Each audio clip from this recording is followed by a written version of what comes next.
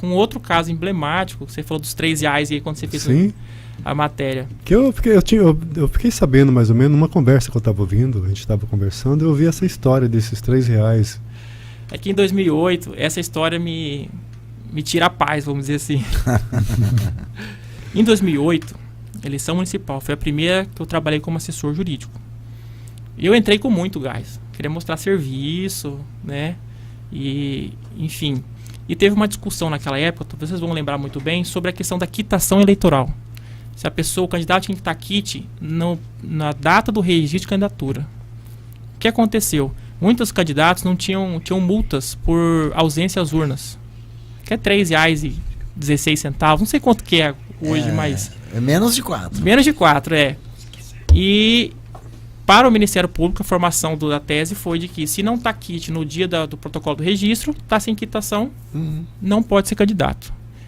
Isso requisito. É requisito. Isso foi para o TRE decidir, né?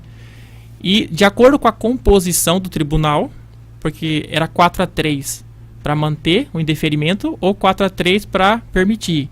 É que tinha um dos membros que quando ele não participava da sessão, assumiu o substituto. E o substituto tinha um entendimento diferente. Então, de acordo com a composição, uns tinham registro deferido, outros indeferido. E eu lembro como se fosse hoje, era um domingo, eu estava de plantão, o procurador Gustavo Nogami, doutor Gustavo. Se ele ouvir isso aqui, ele vai lembrar disso aqui, tenho certeza. E eu falei, doutor, vamos recorrer dos processos que nós tínhamos perdido, né? Aí ele falou assim, Elton, era muito processo. Porque eram vários. Imagina a eleição municipal, vereador, quantos não tinham? Eu falei, Elton, se você for recorrer de um, você tem que recorrer de todos. Você vai dar conta? Eu falei, vou dar conta. Vou dar conta, pode deixar. E eu fiz recurso especial pro TSE. E subiu todos os recursos e o TSE indeferiu o registro. Falou que se não tivesse kit na época do registro, não podia ser candidato. E nós ganhamos todos os recursos especial. Só que antes desse já tinha julgado alguns no TSE, ou seja, já sabia do entendimento do TSE. Os que não tinham julgado ainda, já sabíamos que ia reverter para poder indeferir o registro. E nisso foi um vereador lá, já tinha passado a eleição, já tinha saído o resultado, e ele foi conversar, pediu para falar com a assessoria, eu atendi ele. Uma pessoa extremamente simples, sim.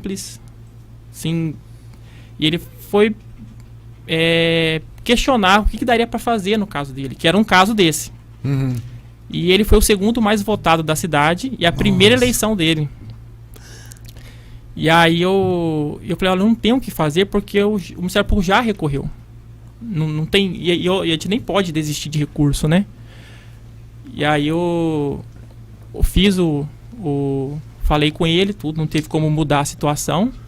Isso me marcou porque o registro dele foi indeferido no TSE, ele perdeu o mandato, o registro de candidatura, né? Que estava sem registro, e ele não pôde ocupar. Anos depois, esse entendimento foi alterado. Hoje, sabe-se, né?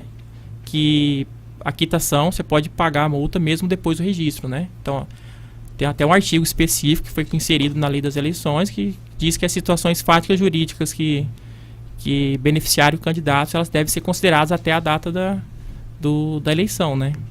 Então, então, isso me marcou porque se eu tivesse a cabeça que eu tenho hoje, eu vi que foi um exagero, esse entendimento foi um exagero do Ministério Público na época, né? Do TSE também, porque não foi o Ministério Público que indeferiu o registro, mas enfim, foi uma tese que a gente lançou, foi a tese que foi reconhecida no Tribunal Superior Eleitoral, mas poxa, hoje você vê situações em que pessoas que têm uma ficha aí completamente duvidosa, e aí uma pessoa que foi eleito por conta de uma multa de R$3 não pôde assumir um mandato eletivo, né? Então isso marcou muito, assim, por essa rigidez, esse pensamento mais rígido que tinha no começo, né? Lembra do município ainda? Relaxa, doutor, minha mãe sempre falava, o cara que rouba uma agulha rouba um avião.